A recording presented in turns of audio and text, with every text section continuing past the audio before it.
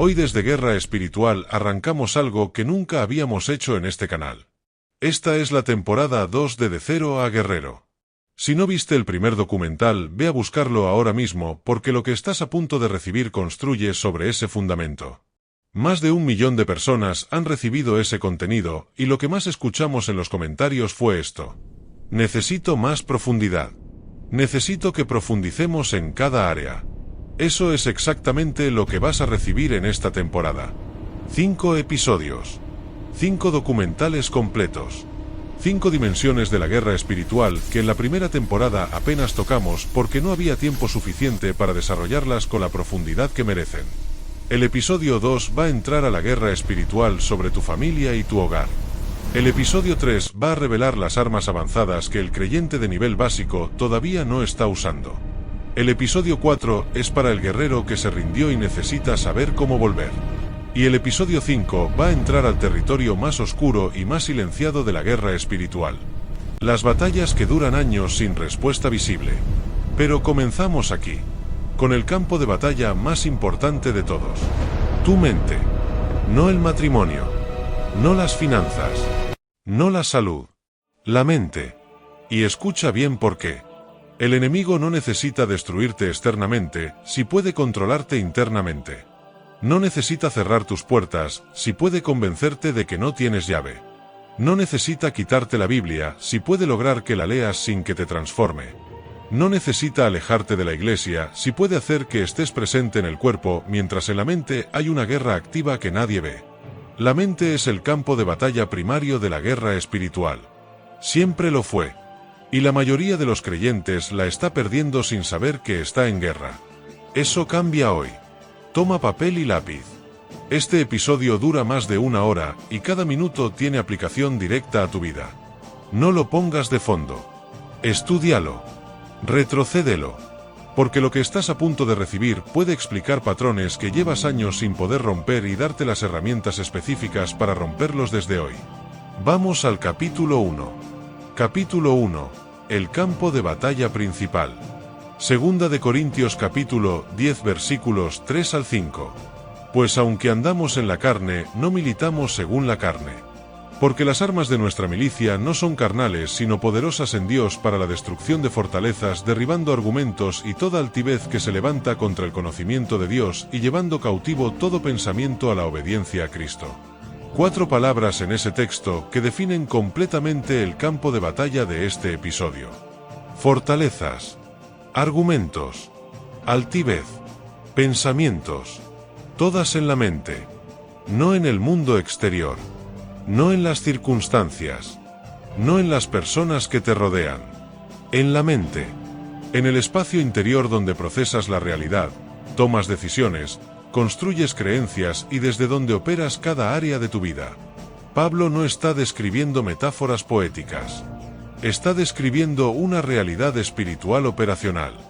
Hay fortalezas reales en la mente del creyente que el enemigo construyó pensamiento por pensamiento a lo largo del tiempo. Hay argumentos reales que el enemigo instaló como sistema de interpretación de la realidad que el creyente usa sin cuestionarlos porque los asumió como propios. Hay altiveces reales que se levantan contra el conocimiento de Dios dentro de la mente del creyente que se considera completamente fiel. Y la guerra espiritual más urgente para millones de creyentes no está en el territorio externo de sus vidas. Está exactamente ahí. Déjame preguntarte algo que quiero que respondas honestamente. ¿Cuántas veces en un día ordinario tienes pensamientos que contradicen lo que dices creer? Pensamientos de que no eres suficiente. De que tu situación no tiene solución. De que Dios escucha a otros pero no específicamente a ti. De que lo mejor de tu vida ya pasó. De que el patrón que se repite en tu familia nunca va a cambiar porque así ha sido siempre. Si la respuesta es frecuentemente, entonces hay una operación espiritual activa sobre tu mente que necesita ser identificada y desmantelada. No porque esos pensamientos sean necesariamente pecado, sino porque son el terreno donde el enemigo construye su base de operaciones dentro de ti. Vamos a entender por qué la mente es el campo de batalla primario desde la perspectiva bíblica y estratégica. Primera razón, la mente es donde comienza todo. Proverbios capítulo 23 versículo 7. Porque cuál es su pensamiento en su corazón, tal es él. No lo que declara en la iglesia. No lo que publica en redes sociales. No lo que dice que cree doctrinalmente. Lo que piensa en su corazón. Lo que ocurre en ese espacio interno que nadie más puede ver es lo que define quién es realmente esa persona y desde dónde opera realmente su vida. Las decisiones nacen en la mente antes de manifestarse en las acciones. Las actitudes se forman en la mente antes de expresarse en el comportamiento. Los patrones de vida que el creyente no puede romper tienen casi siempre su raíz en patrones de pensamiento que nadie ha desmantelado todavía. Si el enemigo controla el pensamiento, controla la fuente. Y quien controla la fuente controla todo lo que sale de ella. Segunda razón, la mente es el punto de mayor acceso para el enemigo. El enemigo no puede habitarte. Si eres creyente, el Espíritu Santo habita en ti y el enemigo no puede desplazarlo. No puede quitarte la salvación. No puede acceder a la dimensión más profunda de tu espíritu donde Dios habita. Pero puede acceder a tu mente. Puede plantar pensamientos. Puede sugerir interpretaciones. Puede amplificar miedos. Puede silenciar verdades. Puede hacer que leas la Biblia con un filtro que le quita poder antes de que llegue al corazón. Puede hacer que ores con palabras correctas mientras por debajo opera un sistema de creencias que contradice cada palabra que declaras. Y lo hace de forma tan gradual y tan consistente que el creyente frecuentemente no identifica la operación porque los pensamientos se sienten propios. Tercera razón, la mente es donde la palabra de Dios produce transformación real. Romanos capítulo 12 versículo 2. No os conforméis a este siglo, sino transformaos por medio de la renovación de vuestro entendimiento. Transformaos. Esa es la promesa. Pero el vehículo de esa transformación no es la emoción del culto. No es la intensidad del ayuno, aunque el ayuno tiene su función. No es el volumen de la declaración. Es la renovación del entendimiento. La mente renovada. La transformación real del creyente ocurre en la mente. Y la mente no transformada es el límite de la transformación real independientemente de cuántos años de fe tenga esa persona.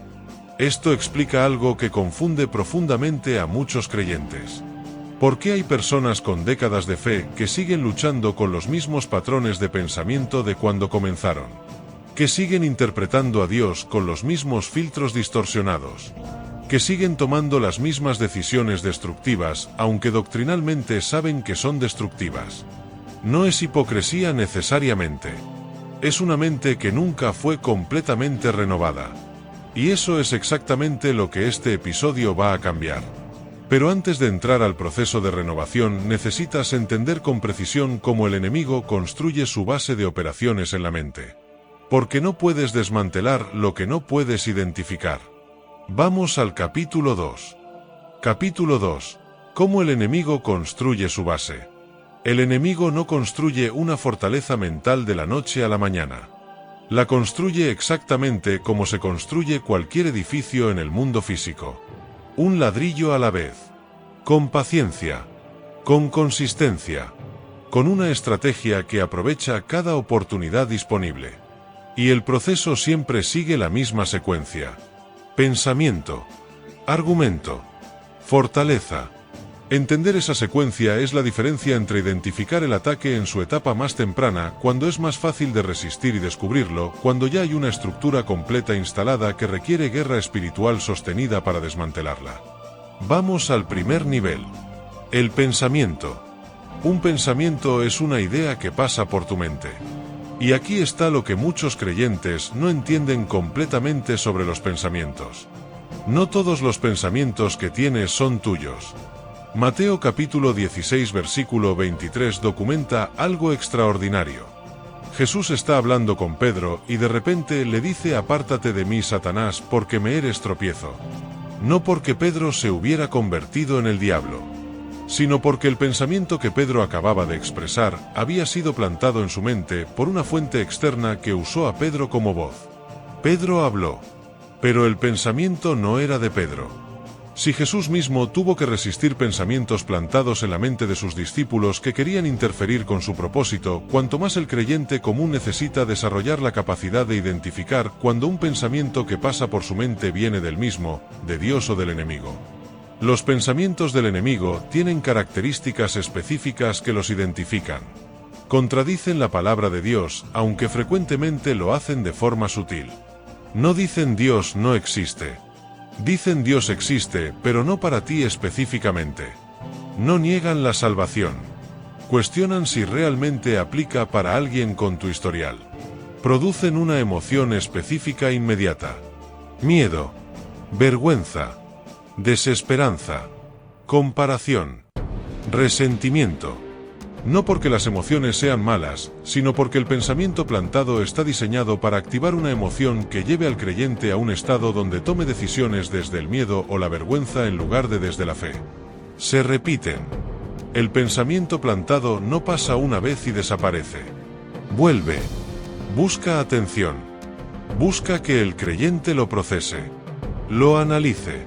Le dedique tiempo mental. Porque el tiempo mental que le dedicas a un pensamiento es exactamente el riego que lo convierte en argumento. Y aquí llegamos al segundo nivel. El argumento. Un argumento es un pensamiento que el creyente adoptó como propio y comenzó a desarrollar. A buscarle evidencia. A construir una narrativa alrededor de él. A conectarlo con experiencias pasadas que parecen confirmarlo. Segunda de Corintios 10 versículo 5 dice derribando argumentos. Argumentos en plural. Sistemas de pensamiento elaborados. No ideas simples, sino estructuras completas de interpretación de la realidad que el creyente ha construido a partir de pensamientos que en algún momento aceptó como verdad. El argumento más común que el enemigo construye en la mente del creyente tiene esta estructura. Ocurrió algo difícil. El creyente procesó esa experiencia con un filtro de dolor o de miedo. Extrajo una conclusión sobre cómo funciona la realidad basada en esa experiencia. Y esa conclusión se convirtió en el lente a través del cual interpreta todas las experiencias siguientes. Por ejemplo, un padre ausente en la infancia. El pensamiento inicial puede ser mi padre no me quiso. Ese pensamiento, si se riega, se convierte en el argumento, las personas que deberían amarme me abandonan. Y ese argumento se convierte en el filtro que interpreta cada relación significativa que sigue. Anticipando el abandono. Creando distancia preventiva. Saboteando la cercanía antes de que llegue el rechazo que el argumento ya determinó que inevitablemente vendrá. ¿Ves cómo funciona? El argumento ya no es solo un pensamiento pasajero. Es una arquitectura interpretativa que opera automáticamente sin que el creyente tome una decisión consciente de activarla. Y cuando ese argumento opera durante suficiente tiempo sin ser cuestionado ni desmantelado, se convierte en fortaleza. El tercer nivel. La fortaleza. Segunda de Corintios 10 versículo 4 dice para la destrucción de fortalezas. La palabra en el griego original es ochuroma, que significa literalmente castillo. Lugar fuertemente defendido. Posición que se sostiene contra los ataques. Una fortaleza mental no es simplemente un pensamiento negativo recurrente. Es un sistema completo de creencias que el creyente ya no cuestiona porque se siente como verdad objetiva sobre la realidad. No como una perspectiva entre varias posibles. Como la verdad definitiva sobre cómo son las cosas. La persona que tiene la fortaleza de la indignidad no piensa conscientemente soy indigno. Simplemente opera desde esa premisa sin cuestionarla. Interpreta cada evento a través de ese filtro. Lee los versículos de promesa de Dios y los procesa como aplicables a otros, pero no específicamente a ella. Ora con palabras de fe mientras por debajo opera el sistema de creencias que dice en el fondo Dios no se va a mover en mi caso. La persona que tiene la fortaleza del abandono no decide conscientemente esperar que todos la abandonen. Simplemente tiene un sistema de alerta permanente que interpreta cualquier señal de distancia como confirmación del abandono que el argumento ya determinó que vendrá. Y lo más devastador de las fortalezas mentales es que producen exactamente las circunstancias que predicen. El que opera desde la fortaleza de la indignidad inconscientemente sabotea las oportunidades que podrían contradecir esa fortaleza porque su sistema de creencias no puede procesar una realidad diferente a la que la fortaleza predice. Las fortalezas se autorreplican, se autoprotegen y se autoconfirman. Por eso Pablo dice que las armas de nuestra milicia son poderosas en Dios para la destrucción de fortalezas. No para el debilitamiento gradual, para la destrucción. Porque una fortaleza que solo es debilitada eventualmente se reconstruye. Ahora vamos a los 5 tipos de fortaleza mental más comunes en el creyente. Con su descripción específica, sus síntomas y su raíz bíblica de desmantelamiento. Primera fortaleza, la fortaleza de la indignidad. Creencia central, no soy suficiente para que Dios me use, me ame o me bendiga plenamente. Síntomas, dificultad para recibir promesas de Dios como personalmente aplicables. Tendencia a minimizar los talentos y las capacidades propias. Sabotaje inconsciente de oportunidades de crecimiento. Oración que pide con poca convicción de ser escuchado. Origen frecuente. Palabras declaradas por figuras de autoridad en la infancia. Experiencias de rechazo repetido. Comparación con otros que produjeron la conclusión de ser menos valioso. Versículo de desmantelamiento. Romanos capítulo 8 versículo 15. No habéis recibido el espíritu de esclavitud para estar otra vez en temor, sino que habéis recibido el espíritu de adopción por el cual clamamos Abba Padre. Segunda fortaleza, la fortaleza del abandono. Creencia central, las personas que importan eventualmente me dejan. No puedo depender de nadie completamente. La cercanía lleva al dolor. Síntomas, dificultad para establecer relaciones profundas. Distancia emocional preventiva. Interpretación de cualquier señal de distancia como confirmación de abandono inminente. Dificultad para confiar en Dios como Padre presente. Origen frecuente. Abandono real en etapas formativas. Pérdidas significativas no procesadas. Padre o madre ausente. Versículo de desmantelamiento. Deuteronomio capítulo 31 versículo 8. El Señor es quien va delante de ti. Él estará contigo, no te dejará ni te desamparará. No temas ni te intimides. Tercera fortaleza, la fortaleza del fracaso. Creencia central, todo lo que intento termina mal. Soy alguien que fracasa. El éxito es para otros, no para mí. Síntomas, parálisis ante nuevas oportunidades. Interpretación de cada obstáculo como confirmación del patrón de fracaso. Dificultad para iniciar proyectos por anticipación del resultado negativo. Abandono prematuro ante la primera dificultad. Origen frecuente. Fracasos significativos sin el procesamiento espiritual correcto. Crítica constante en etapas formativas. Comparación con estándares inalcanzables. Versículo de desmantelamiento.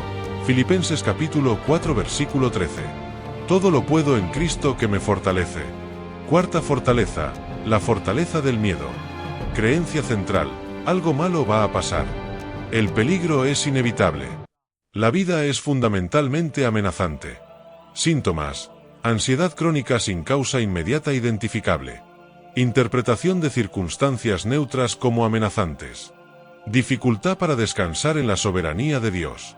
Oración dominada por el pedido de protección contra amenazas anticipadas. Origen frecuente, experiencias traumáticas no procesadas. Entorno familiar caracterizado por la amenaza o el peligro. Ataques espirituales sobre el área del miedo durante periodos de vulnerabilidad. Versículo de desmantelamiento. Segunda de Timoteo capítulo 1 versículo 7. Porque no nos ha dado Dios espíritu de cobardía, sino de poder, de amor y de dominio propio. Quinta fortaleza, la fortaleza de la condenación. Creencia central, mis errores pasados me descalifican. No merezco el perdón completo de Dios. Soy diferente a las personas a las que Dios puede usar plenamente. Síntomas, ciclos repetitivos de confesión sin experiencia de perdón real. Incapacidad de avanzar después de los errores. Tendencia a cargar culpas que ya fueron perdonadas. Dificultad para creer en la gracia como aplicable específicamente al propio historial. Origen frecuente, religiosidad basada en rendimiento sin gracia real. Experiencias de condenación de figuras de autoridad espiritual. Pecados pasados que nunca fueron procesados con la verdad bíblica del perdón. Versículo de desmantelamiento. Romanos capítulo 8 versículo 1. Ahora pues ninguna condenación hay para los que están en Cristo Jesús. Escribe en tu papel cuál de estas 5 fortalezas reconoces más claramente en tu propia mente. No como ejercicio de condenación, sino como acto de diagnóstico honesto. Porque lo que identificas con claridad, puedes desmantelar con autoridad. Vamos al capítulo 3. Capítulo 3. Las mentiras que parecen verdad. La mentira más peligrosa no es la que se presenta como mentira. Es la que se presenta como verdad obvia. Como la forma en que funcionan las cosas. Como una conclusión que cualquier persona razonable extraería de las evidencias disponibles. El enemigo no opera principalmente con mentiras obvias dentro de la mente del creyente. Opera con distorsiones. Con verdades a medias. Con conclusiones que tienen cierta base en la experiencia real, pero que han sido amplificadas, torcidas o descontextualizadas hasta producir una percepción de la realidad que no corresponde con lo que Dios dice. Y ahí está la peligrosidad. Porque la mentira obvia activa el discernimiento. La distorsión sutil pasa el filtro. Juan capítulo 8 versículo 44. Jesús describió al enemigo como el padre de mentira. No como el padre de las mentiras grandes y obvias solamente. El padre de toda mentira, incluyendo las que se disfrazan de perspectiva razonable. Vamos a las 5 distorsiones cognitivas que el enemigo usa con más consistencia dentro de la mente del creyente. Primera distorsión: el pensamiento todo o nada. Esta distorsión interpreta la realidad en términos absolutos, sin espacio para los matices. Las cosas son completamente buenas o completamente malas. Las personas son totalmente confiables o totalmente peligrosas. Los esfuerzos son un éxito completo o un fracaso total. En el contexto espiritual, esta distorsión produce creyentes que interpretan cualquier señal de dificultad como evidencia de que todo está perdido. Si la oración no produce resultado inmediato, visible, concluyen que la oración no funciona. Si una relación tiene un conflicto, concluyen que la relación está completamente rota. Si fallan en un área, concluyen que son fracasos completos. La Biblia trabaja constantemente contra esta distorsión. Romanos capítulo 8 versículo 28 dice que todas las cosas ayudan a bien. No algunas cosas. No solo las buenas. Todas. Esa es una perspectiva que trasciende el pensamiento todo o nada, porque incluye en el bien incluso lo que desde esa distorsión solo puede ser catalogado como malo. Segunda distorsión: la personalización. Esta distorsión interpreta los eventos neutros o los comportamientos de otros como referencias específicas y negativas sobre uno mismo. El compañero que no saludó esta mañana lo hizo porque tiene algo en contra mío. La situación difícil que enfrenta mi familia es consecuencia de algo que yo hice mal. El silencio de Dios en esta temporada es señal específica de que Dios está molesto conmigo en particular. La personalización es devastadora en la vida espiritual porque convierte al creyente en el centro negativo de todos los eventos. Y desde ese centro negativo, la interpretación de la realidad se vuelve consistentemente amenazante y condenatoria. La corrección bíblica para esta distorsión está en entender que el universo no gira alrededor de ti en términos negativos. Hay personas que no saludan porque tienen su propio mundo interior que nada tiene que ver contigo. Hay situaciones difíciles que son consecuencia de un mundo caído, no de tu fracaso específico. Y el silencio de Dios en ciertas temporadas tiene más que ver con su proceso de formación que con su desaprobación de ti. Tercera distorsión: la lectura de mente. Esta distorsión asume con certeza lo que otros piensan o sienten sin evidencia real. Y casi siempre lo que asume es negativo. Sé que me juzgan. Sé que no les caigo bien. Sé que Dios está decepcionado de mí. Sé que nunca van a perdonarme. La lectura de mente crea realidades relacionales que no existen pero que el creyente trata como hechos. Y al tratarlas como hechos actúa en consecuencia. Se retira antes de ser rechazado. Se defiende contra ataques que solo existen en su interpretación. Evita la cercanía con Dios basándose en una certeza sobre la actitud de Dios que nunca ha verificado directamente en la palabra. Primera de Corintios capítulo 2 versículo 11. ¿Quién de los hombres sabe las cosas del hombre, sino el espíritu del hombre que está en él? Nadie tiene acceso real al estado interior de otra persona. Y asumir ese acceso con certeza y con negatividad es una distorsión que el enemigo usa para mantener al creyente aislado de las relaciones que necesita para crecer. Cuarta distorsión: la catastrofización. Esta distorsión anticipa el peor resultado posible y lo trata como el más probable. Una señal de dificultad se convierte en el comienzo del desastre completo. Un síntoma físico es la evidencia de una enfermedad grave. Un conflicto relacional es el principio del fin de esa relación. La catastrofización mantiene al creyente en un estado de alerta permanente que agota sus recursos emocionales y espirituales en amenazas que no existen o que tienen soluciones mucho más simples de las que el pensamiento catastrófico permite ver. Filipenses capítulo 4 versículos 6 y 7 es la respuesta bíblica directa a esta distorsión. Por nada estéis afanosos. No por algunas cosas. Por nada. Y la paz de Dios que sobrepasa todo entendimiento, guardará vuestros corazones y vuestros pensamientos en Cristo Jesús. La guardia sobre los pensamientos es específicamente la promesa para la mente que tiende a catastrofizar. Quinta distorsión, el filtro negativo. Esta distorsión selecciona automáticamente los elementos negativos de cualquier situación e ignora o minimiza los positivos. Si 90% de una semana fue bien y 10% fue difícil, el filtro negativo procesa esa semana como una semana difícil. En el contexto espiritual, esta distorsión produce un creyente que no puede ver la fidelidad de Dios en su historia porque el filtro solo registra las oraciones sin respuesta visible, los momentos de dificultad y las áreas donde todavía no hay avance. Y esa selección sesgada produce la conclusión de que Dios no está actuando cuando en realidad hay evidencia abundante de su fidelidad que el filtro sistemáticamente descarta. El Salmo 103 versículos 2 y 3 no es solo una instrucción de gratitud. Es una instrucción de corrección del filtro negativo. Bendice alma mía al Señor y no olvides ninguno de sus beneficios. El no olvides es el antídoto directo al filtro negativo. Recordar deliberadamente los beneficios corrige el sesgo de selección que el enemigo usa para hacer que el creyente no pueda ver la bondad de Dios en su propia historia. Ahora viene algo que es fundamental para el trabajo de este episodio. ¿Cómo distingues entre tu propia voz, la voz de Dios y la voz del enemigo dentro de tu mente? Esta es la pregunta más práctica de la guerra mental y la que más creyentes necesitan responder con claridad. La voz del enemigo tiene estas características consistentes.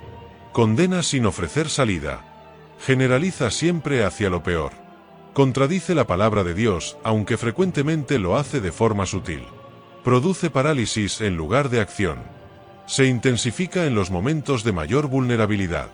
Y genera una urgencia artificial que presiona a actuar antes de reflexionar. La voz de Dios tiene estas características consistentes. Convicta sin condenar. Ofrece una dirección junto con la corrección. Es consistente con su palabra, aunque puede ampliar lo que la palabra dice en una situación específica. Produce paz incluso cuando trae instrucciones difíciles.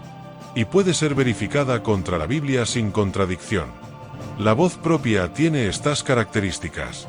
Frecuentemente refleja los miedos y los deseos que ya existen en el sistema de creencias del creyente. Puede ser influenciada por el estado emocional y físico del momento. No siempre tiene la claridad o la consistencia de las otras dos voces. Y puede ser afectada por las fortalezas mentales que describimos en el capítulo anterior. La práctica de discernimiento, que los estoicos del primer siglo llamaban evaluación de representaciones y que los reformadores llamaban prueba de espíritus, es simplemente esta. Cuando un pensamiento significativo pasa por tu mente, detente y hazte 3 preguntas. ¿Esto contradice la palabra de Dios? ¿Esto produce condena o convicción? ¿Esto me lleva hacia Dios o me aleja de Él? Esas 3 preguntas no reemplazan el discernimiento espiritual maduro, pero proveen un filtro de primer nivel que identifica la mayoría de los pensamientos plantados por el enemigo antes de que el creyente los procese como propios. Vamos al capítulo 4. Capítulo 4. La renovación del entendimiento. Romanos capítulo 12 versículo 2.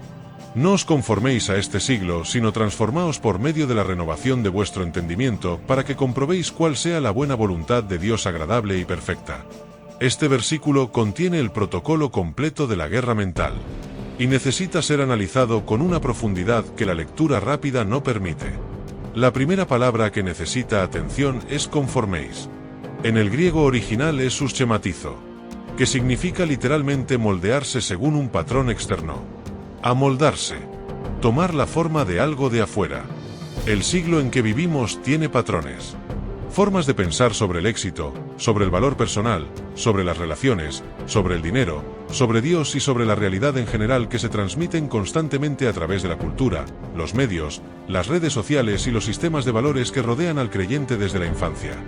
Y esos patrones van moldeando la mente del creyente de forma gradual e inconsciente exactamente como el agua moldea la piedra. No dramáticamente, no con un evento de transformación visible, sino lentamente, persistentemente, hasta que la forma de la piedra refleja la forma del agua que pasó sobre ella durante años.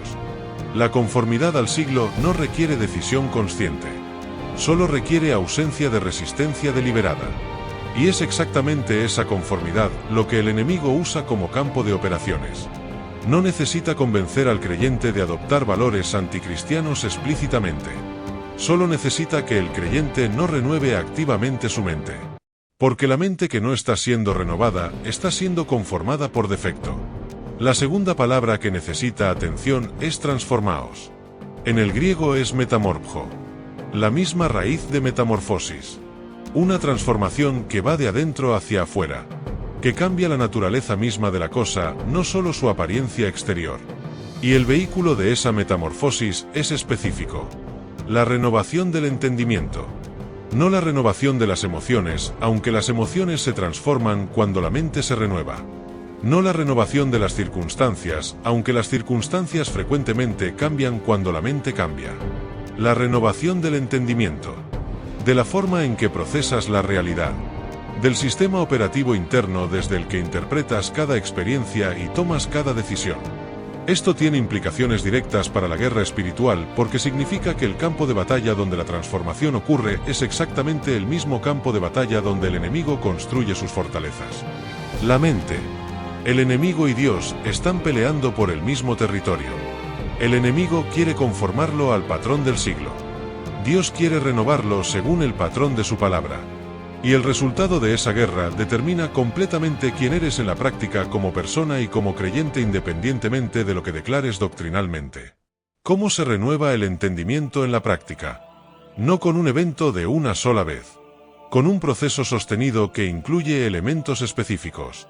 El primer elemento es la inmersión en la palabra con intención de renovación, no solo de información.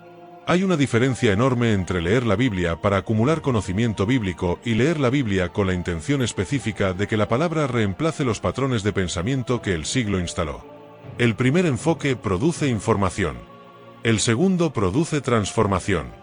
Hebreos capítulo 4 versículo 12 dice que la palabra es viva y eficaz y más cortante que toda espada de dos filos y penetra hasta partir el alma y el espíritu, las coyunturas y los tuétanos, y discierne los pensamientos y las intenciones del corazón. Discierne los pensamientos. La palabra tiene la capacidad de penetrar el sistema de pensamiento del creyente y distinguir lo que viene de Dios de lo que viene del enemigo o del siglo. Pero esa capacidad se activa cuando el creyente lee con esa intención. Señor, muéstrame qué patrones de pensamiento en mi mente no están alineados con tu palabra. Esa oración antes de cada tiempo de lectura convierte la Biblia en una herramienta de diagnóstico y de renovación simultánea. El segundo elemento es la meditación bíblica deliberada. El Salmo 1 versículos 1 y 2. Bienaventurado el varón que no anduvo en consejo de malos, ni estuvo en camino de pecadores, ni en silla de escarnecedores se sentó. Sino que en la ley del Señor está su delicia, y en su ley medita de día y de noche. La meditación bíblica no es la meditación de vaciamiento que algunas tradiciones orientales proponen. Es el proceso de llenar la mente con la palabra de Dios y darle tiempo para que opere sobre los patrones de pensamiento instalados. Es tomar un versículo y llevarlo a lo largo del día. Repetirlo. Aplicarlo mentalmente a diferentes situaciones. Permitir que sus implicaciones se extiendan sobre cada área del pensamiento. Josué capítulo 1 versículo 8. Nunca se apartará de tu boca este libro de la ley, sino que de día y de noche meditarás en él para que guardes y hagas conforme a todo lo que en él está escrito. Porque entonces harás prosperar tu camino, y entonces te irás con buen suceso. La meditación produce prosperidad del camino. No porque sea una técnica mágica, sino porque el creyente cuya mente está impregnada de la palabra de Dios toma decisiones desde ese marco de referencia. Y las decisiones tomadas desde el marco de la palabra producen resultados diferentes a las tomadas desde el marco del siglo. El tercer elemento es la declaración de la palabra sobre los patrones específicos que necesitan ser renovados. Segunda de Corintios 10 versículo 5 dice llevar cautivo todo pensamiento a la obediencia a Cristo. Y ese llevar cautivo no es un acto pasivo. Es un acto activo de tomar el pensamiento que contradice la palabra de Dios y reemplazarlo deliberadamente con la palabra específica que lo contradice. No es supresión. La supresión no funciona porque el pensamiento suprimido regresa con más fuerza. Es sustitución activa. Cuando el pensamiento de indignidad aparece, no te dices a ti mismo, no debo pensar que soy indigno. Te dices en voz alta, soy la justicia de Dios en Cristo Jesús, como dice 2 de Corintios capítulo 5 versículo 21. No el pensamiento suprimido. El pensamiento reemplazado por la verdad específica que lo desmantela. Esta es la práctica que los estoicos llamaban contrarrestación y que en la tradición cristiana se llama declaración de fe. No es positivamente optimista. Es la aplicación quirúrgica de la verdad bíblica sobre un pensamiento específico identificado como distorsión. El cuarto elemento es la comunión con el Espíritu Santo como renovador activo de la mente. Juan capítulo 14 versículo 26. El Espíritu Santo os enseñará todas las cosas y os recordará todo lo que yo os he dicho. El Espíritu Santo tiene una función específica en la renovación de la mente que va más allá de lo que el esfuerzo humano puede producir.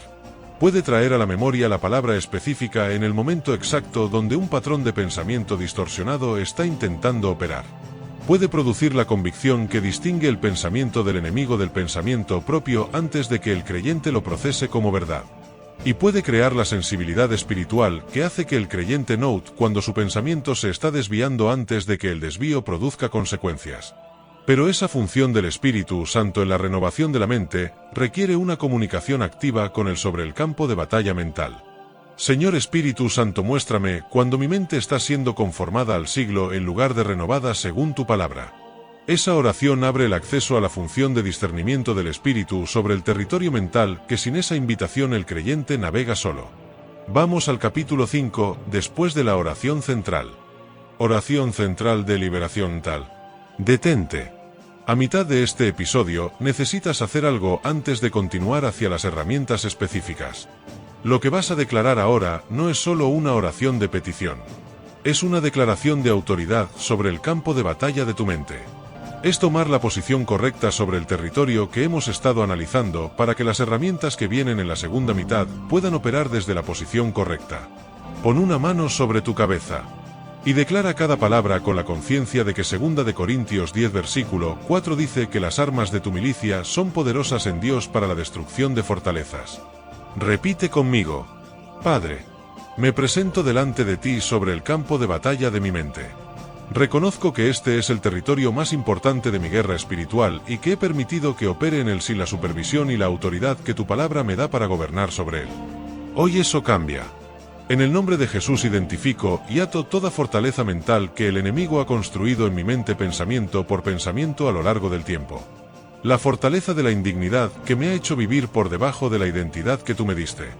La fortaleza del abandono que ha filtrado mis relaciones y mi relación contigo con la anticipación del dolor. La fortaleza del fracaso que ha paralizado el avance que me asignaste. La fortaleza del miedo que ha operado como sistema de alerta permanente contra amenazas que tú ya cubriste con tu soberanía. Y la fortaleza de la condenación que ha mantenido mis errores pasados activos en mi presente después de que tú ya los perdonaste completamente. Las ato ahora. Con la autoridad de 2 de Corintios capítulo 10 versículos 4 y 5. Son poderosas en Dios para la destrucción de fortalezas. No para el debilitamiento. Para la destrucción. Ato también los argumentos que alimentaron esas fortalezas.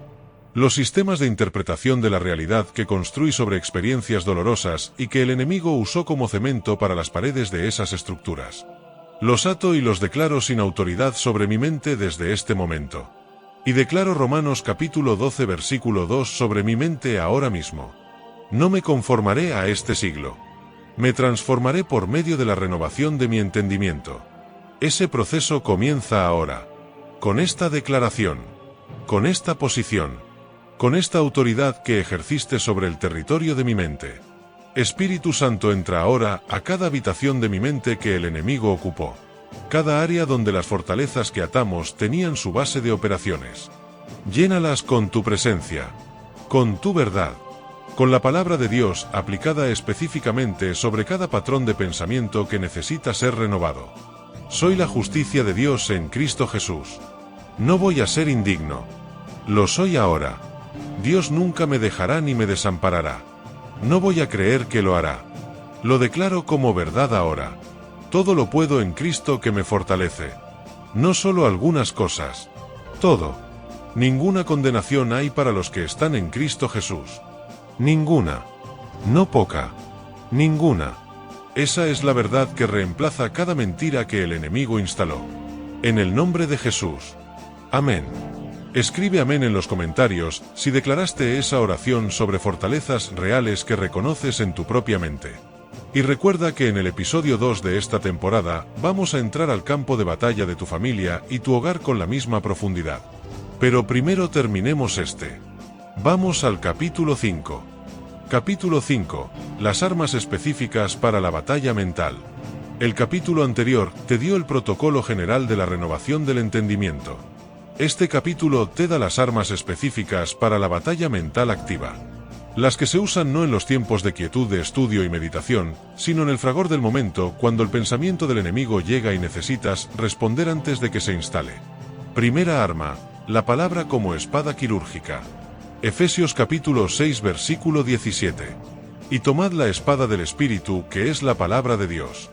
Espada. No escudo. No armadura defensiva. Arma ofensiva. Diseñada para cortar. Para penetrar. Para dividir con precisión lo que necesita ser separado. Y la forma en que esta arma opera en la batalla mental específica es la que describimos brevemente en el capítulo anterior, pero que aquí necesita su desarrollo completo. Para cada tipo de fortaleza y para cada tipo de pensamiento del enemigo, hay versículos específicos que operan como la respuesta quirúrgica correcta. No versículos generales usados como talisma espiritual. Versículos específicos dirigidos a la distorsión específica. El pensamiento de miedo se enfrenta con 2 de Timoteo capítulo 1 versículo 7. Porque no nos ha dado Dios espíritu de cobardía, sino de poder, de amor y de dominio propio.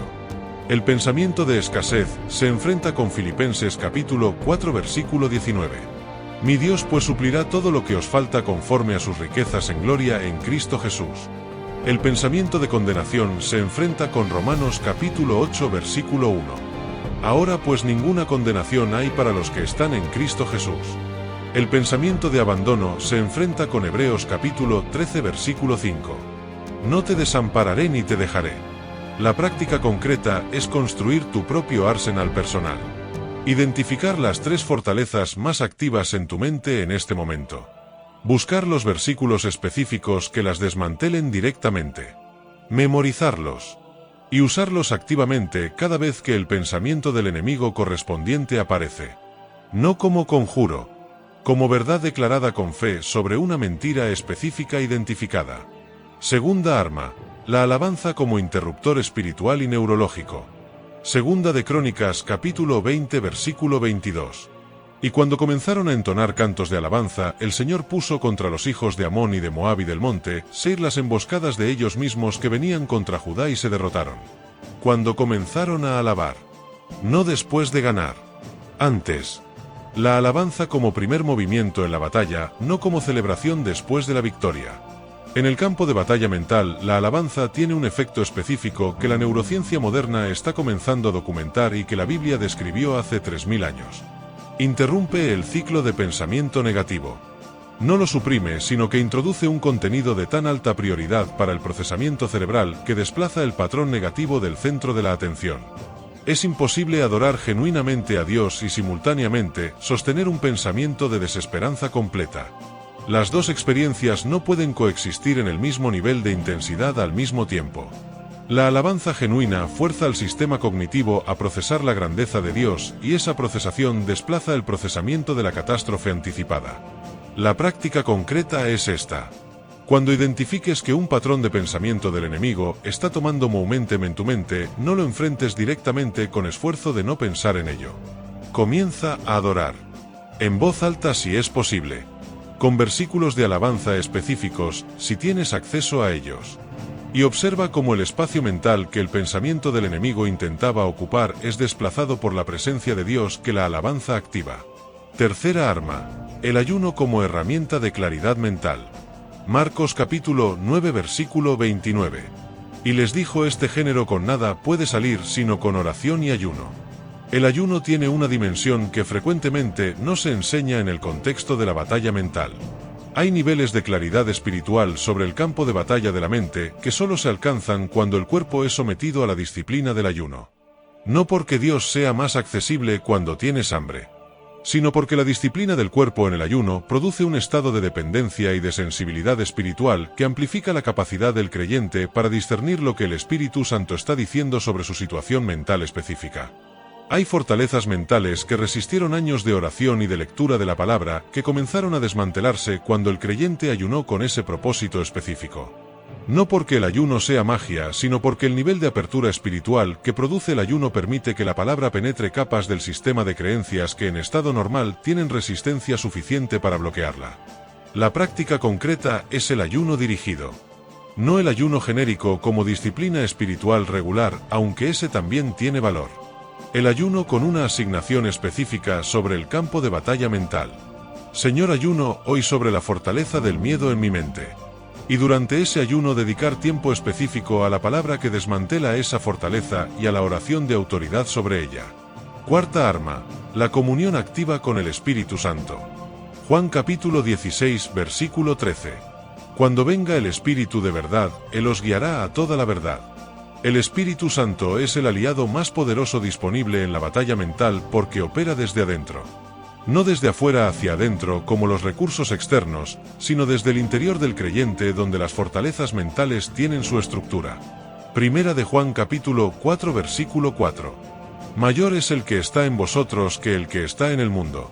Esa superioridad del Espíritu Santo sobre las fuerzas del enemigo no opera en abstracto. Opera específicamente en el campo de batalla donde el creyente le da acceso deliberado. La práctica concreta es la conversación continua con el Espíritu Santo sobre el campo de batalla de la mente. No solo en tiempos formales de oración, sino en el momento donde el patrón de pensamiento distorsionado está operando. Espíritu Santo, este pensamiento de miedo que está activo ahora mismo. ¿Es mío? ¿Es tuyo o es del enemigo? Muéstrame la verdad sobre lo que realmente está ocurriendo. Esa conversación en tiempo real con el Espíritu Santo sobre el pensamiento específico activa su función de guía a toda verdad exactamente en el momento y en el lugar donde más se necesita. Quinta arma: la comunidad espiritual como espejo y apoyo. Santiago capítulo 5 versículo 16. Confesaos vuestras ofensas unos a otros y orad unos por otros para que seáis sanados. Las fortalezas mentales prosperan en el aislamiento, en el secreto, en la convicción de que nadie más entiende lo que ocurre en el interior. Y el enemigo trabaja consistentemente para mantener las fortalezas mentales en ese espacio privado donde no pueden ser confrontadas por la perspectiva de otro creyente ni cubiertas por la intercesión de alguien que vea lo que el creyente desde adentro no puede ver completamente. La comunidad espiritual activa tiene una función de espejo que la palabra sola no puede cumplir de la misma manera. Otro creyente puede identificar patrones en tu pensamiento que tú desde adentro no puedes ver con claridad porque los das por normales. Puede orar sobre fortalezas específicas con la autoridad del acuerdo que Mateo 18 versículo 19 describe. Y puede proveer el anclaje relacional que le quita al enemigo el recurso del aislamiento, que es uno de sus aliados más consistentes en la batalla mental. Vamos al capítulo 6. Capítulo 6. Los pensamientos que no son tuyos. Este capítulo entra a un territorio que la mayoría de las enseñanzas sobre la mente cristiana evita porque incomoda. La posibilidad de que muchos de los pensamientos que el creyente asume como propios no lo sean. No estoy hablando de posesión. El creyente sellado por el Espíritu Santo no puede ser poseído. Estoy hablando de influencia. De la capacidad del enemigo para plantar pensamientos en la mente del creyente de forma tan sutil que se sienten completamente propios. Ya lo vimos con Pedro. Jesús reconoció en las palabras de Pedro un pensamiento que no era de Pedro, sino del enemigo operando a través de él. Y la distinción fue lo suficientemente importante para que Jesús la nombrara explícitamente. Pero ¿cómo funciona ese mecanismo en la práctica cotidiana del creyente? El enemigo no puede leer tu mente. Eso es importante establecerlo con claridad. Solo Dios tiene acceso completo al interior del ser humano. El enemigo no sabe lo que piensas, pero puede observar tu comportamiento con una consistencia que le da información sobre tus patrones de pensamiento. Puede identificar tus vulnerabilidades a través de las respuestas que esos patrones producen en tu comportamiento. Y puede usar esa información para introducir pensamientos específicamente diseñados para activar las fortalezas existentes en el momento de mayor vulnerabilidad. Es como un hacker que no puede leer tu contraseña directamente, pero que estudia tus patrones de comportamiento digital durante suficiente tiempo para hacer inferencias precisas sobre lo que esa contraseña podría ser. Los momentos de mayor vulnerabilidad para los pensamientos plantados son específicos y consistentes. El agotamiento físico y emocional. Primera de Reyes capítulo 19 muestra que el ataque más devastador sobre la mente de Elías vino exactamente después de su mayor victoria, cuando estaba más agotado. El cuerpo cansado baja la guardia mental y los pensamientos plantados encuentran menos resistencia. Los periodos de transición. Los cambios de trabajo, de relación, de temporada de vida. En esos periodos el sistema de referencia del creyente está menos establecido y los pensamientos que ofrecen interpretaciones de la transición encuentran un terreno más receptivo. Los periodos inmediatamente después de grandes avances espirituales. Como con Elías. La euforia del avance produce una relajación de la vigilancia que el enemigo aprovecha para introducir la duda sobre la sostenibilidad de lo logrado. Los periodos de soledad intensa. El aislamiento elimina los espejos relacionales que normalmente ayudan al creyente a identificar pensamientos que se están desviando.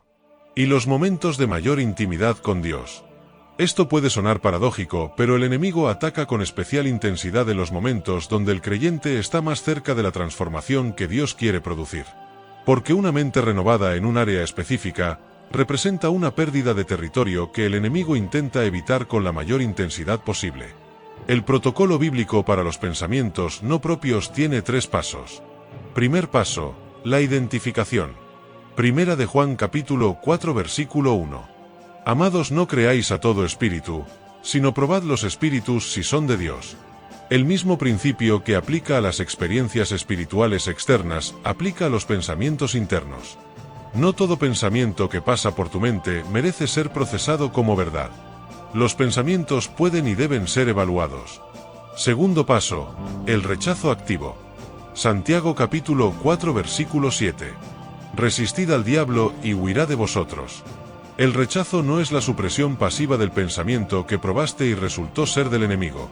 Es la resistencia activa. La declaración explícita de que ese pensamiento no tiene acceso a tu mente porque contradice la palabra de Dios. Tercer paso, la sustitución inmediata. Filipenses capítulo 4 versículo 8. Todo lo que es verdadero, todo lo honesto, todo lo justo, todo lo puro, todo lo amable, todo lo que es de buen nombre, si hay virtud alguna, si algo digno de alabanza, en esto pensad. La mente no puede permanecer en el vacío. Cuando rechazas un pensamiento del enemigo, necesitas reemplazarlo inmediatamente con un pensamiento que cumpla los criterios de Filipenses 4 versículo 8. No dejes el espacio vacío que el enemigo volverá a ocupar. Llénalo activamente con lo que la palabra define como el contenido correcto de la mente renovada.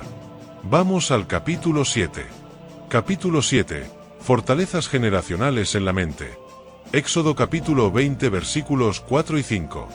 No te harás imagen ni ninguna semejanza, y no te inclinarás a ellas, ni las honrarás, porque yo soy el Señor tu Dios fuerte celoso, que visito la maldad de los padres sobre los hijos hasta la 3ª y 4ª generación.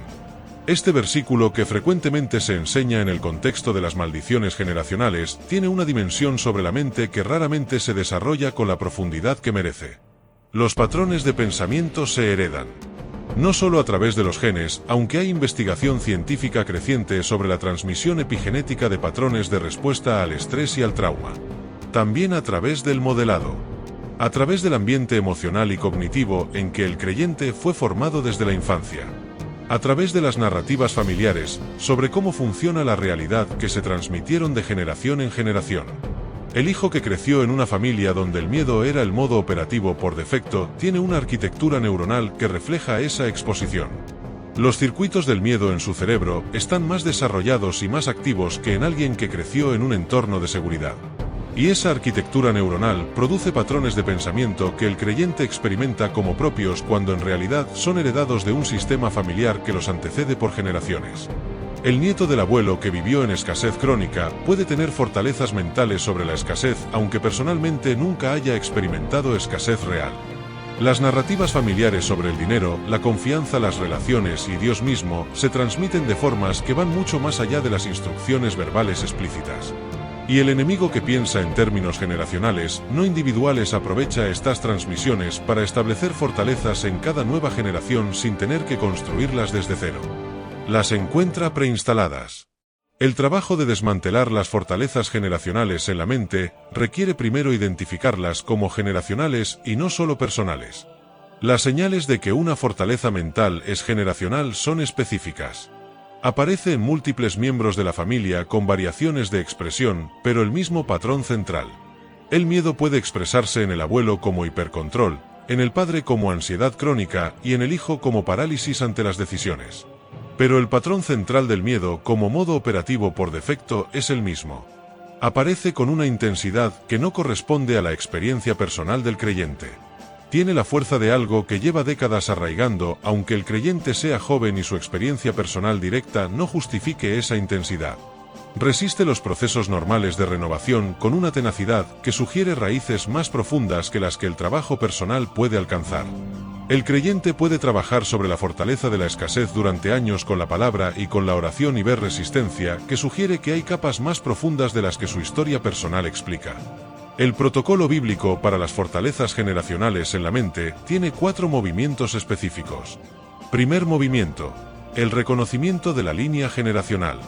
No para condenar a los antepasados, para identificar el patrón con la claridad que permite una intervención espiritual precisa.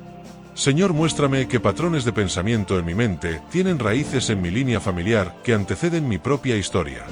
Segundo movimiento: la renuncia específica. En el nombre de Jesús, renuncio al patrón de pensamiento de escasez que ha operado en mi línea familiar generación tras generación. Renuncio a la narrativa familiar de que el dinero siempre falta, de que el éxito no es para nosotros, de que los sueños grandes no son para personas como nosotros. La renuncia específica nombra el patrón exacto, no en general. La especificidad en la guerra espiritual sobre las fortalezas generacionales produce resultados que la declaración general no alcanza. Tercer movimiento: la ruptura de la línea. En el nombre de Jesús y sobre la base de Gálatas capítulo 3 versículo 13, que dice que Cristo nos redimió de la maldición de la ley, declaro que la línea generacional de este patrón de pensamiento termina conmigo. Que mis hijos no heredarán esta arquitectura mental. Que la redención de Cristo es suficiente para romper lo que generaciones construyeron. Cuarto movimiento: la instalación de la nueva arquitectura. Declarar sobre la mente el patrón de pensamiento que Dios diseñó para reemplazar el patrón generacional que fue roto. Con versículos específicos. Con aplicación específica a las situaciones concretas donde el patrón generacional solía activarse. Y ese proceso de instalación lleva tiempo. Las fortalezas generacionales que llevan décadas o siglos arraigando no se reemplazan con una sola declaración, aunque la declaración es el primer y necesario movimiento. Se reemplazan con la práctica consistente de la renovación del entendimiento sobre ese patrón específico, hasta que la nueva arquitectura de pensamiento reemplaza la generacional como modo operativo por defecto. Vamos al capítulo 8. Capítulo 8. Mantener la mente renovada. Mateo capítulo 12 versículos 43 al 45.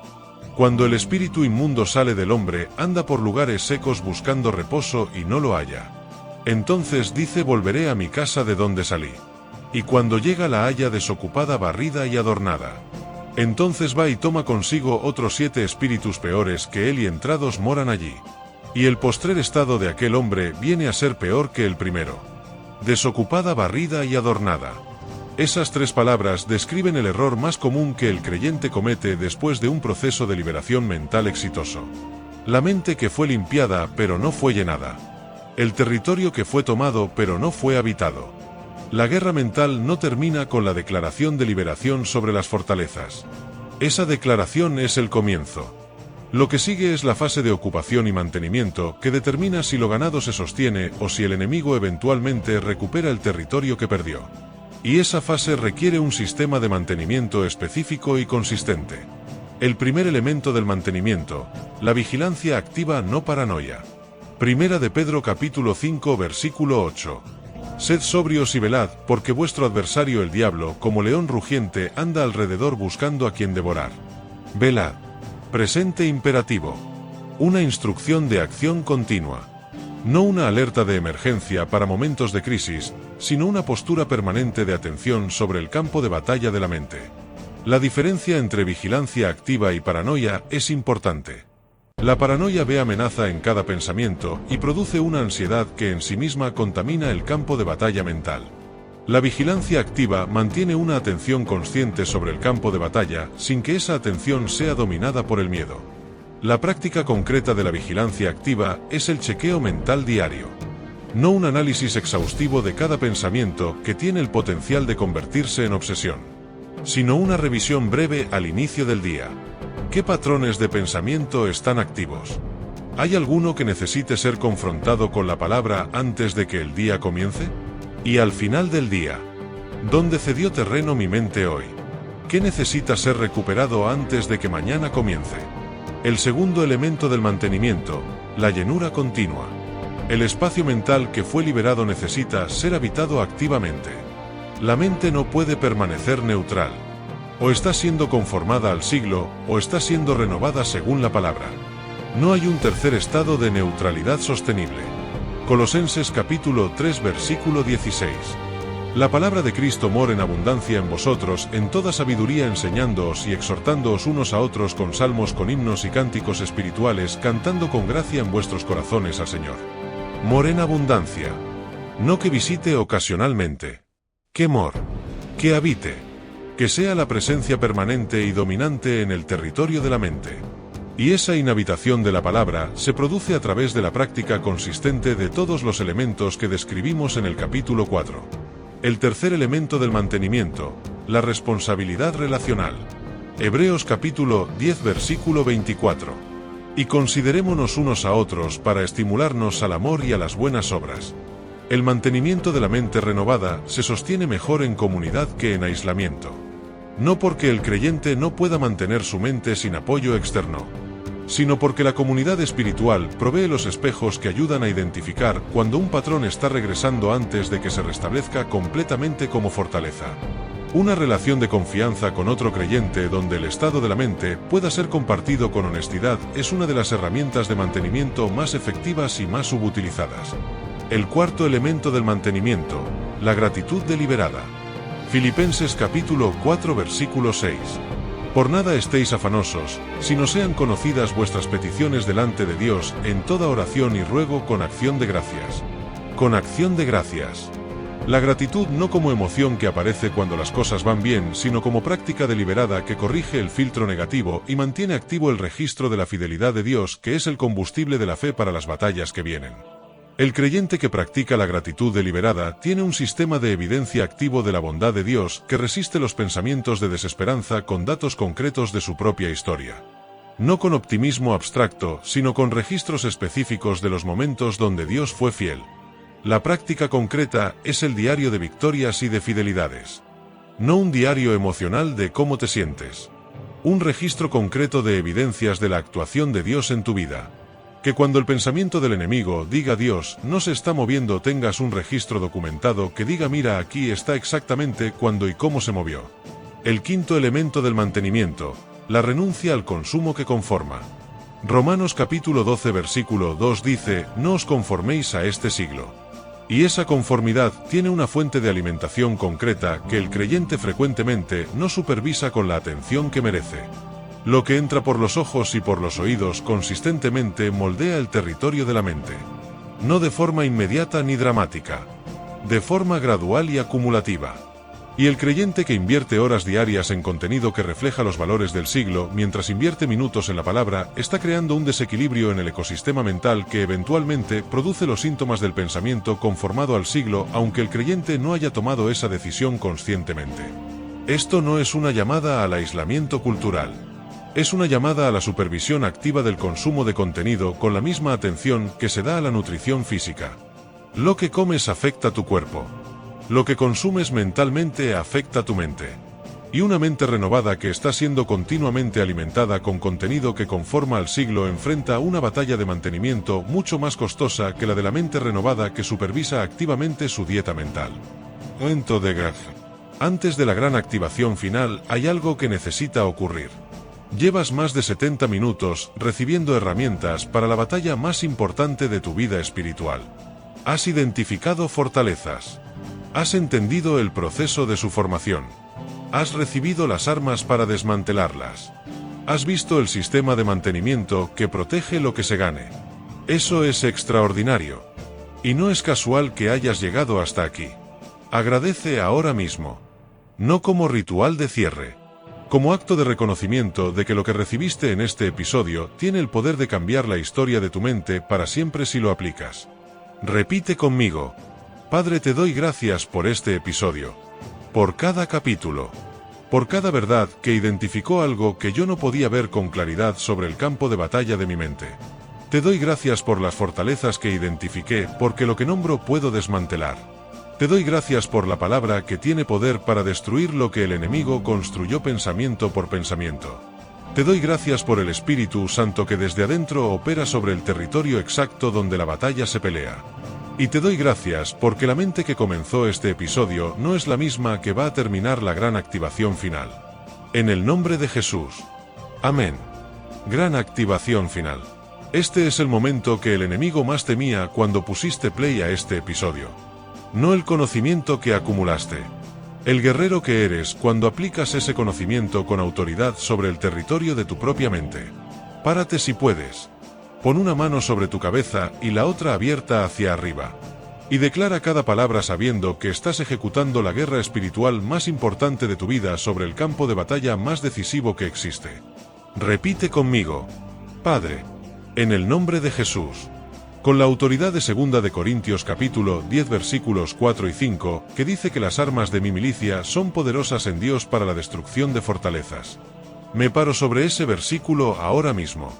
No como declaración poética, como posición de guerra sobre el territorio de mi mente. Identifico y ato toda fortaleza mental activa en mi mente ahora mismo. Cada estructura de pensamiento que el enemigo construyó sobre experiencias de dolor, de rechazo, de fracaso, de abandono o de miedo.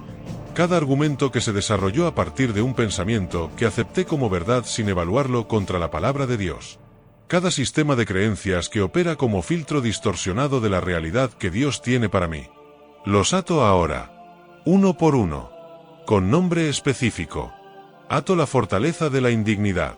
Declaro que soy la justicia de Dios en Cristo Jesús, como dice 2 de Corintios capítulo 5 versículo 21. Esa es mi identidad real. No lo que el enemigo me hizo creer. Ato la fortaleza del abandono.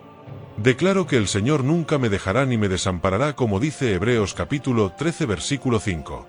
Esa es mi realidad real. No la que el dolor de la historia instaló como certeza. Ato la fortaleza del fracaso.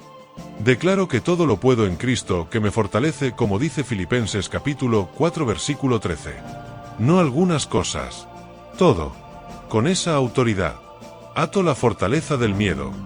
Declaro que no me ha dado Dios espíritu de cobardía, sino de poder de amor y de dominio propio, como dice 2 de Timoteo capítulo 1 versículo 7.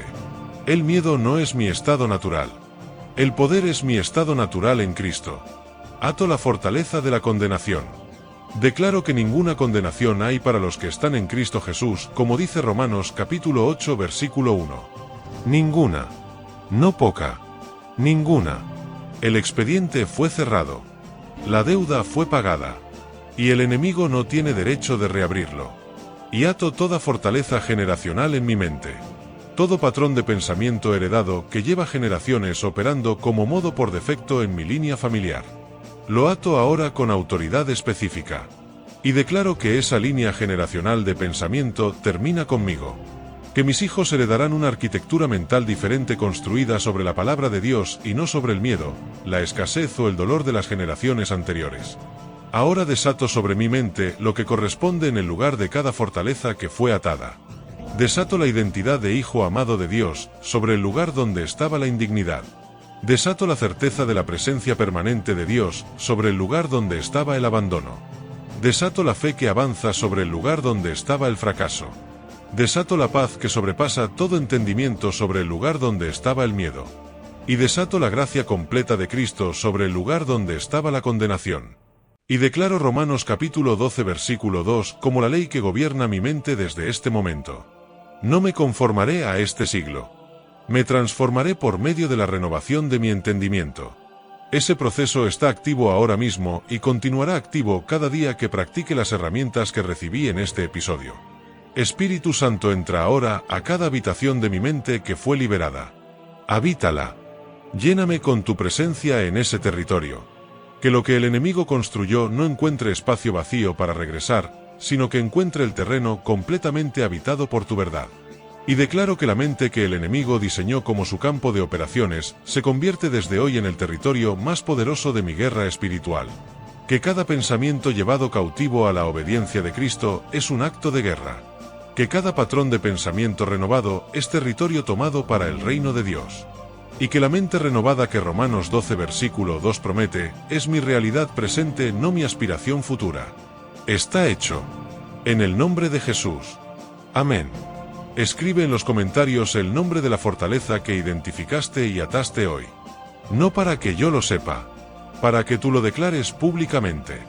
Porque Apocalipsis capítulo 12 versículo 11 dice que ellos le han vencido por medio de la sangre del Cordero y de la palabra del testimonio de ellos. Tu declaración pública es parte de la victoria. Y si este episodio llegó a ti, compártelo.